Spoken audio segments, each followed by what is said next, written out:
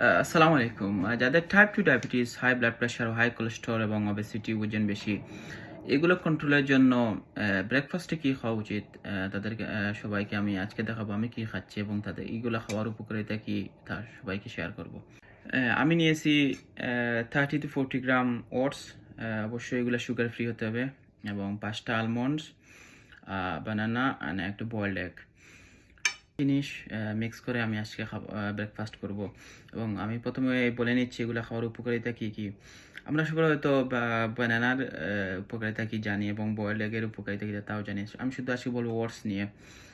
ওটসে আছে fibre, soluble, insoluble, দুইটি fibre আছে যা আমাদেরকে অতিরিক্ত খাওয়া থেকে বিরত রাখবে এবং ক্ষুধা থেকে, অতিরিক্ত ক্ষুধা এগুলো থেকে বিরত রাখে।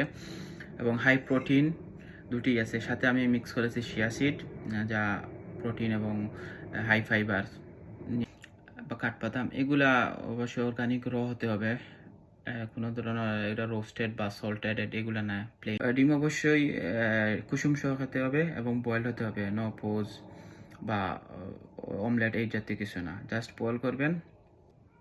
সুতরাং একজন সুস্থ এবং ডায়াবেটিস পেশেন্ট বা কোলেস্টেরল পেশেন্ট হোক বা ওবেসিটি, অতিরিক্ত ওজনের পেশেন্ট হোক, তাদেরকে ব্রেকফাস্টে এগুলো খাওয়া উচিত।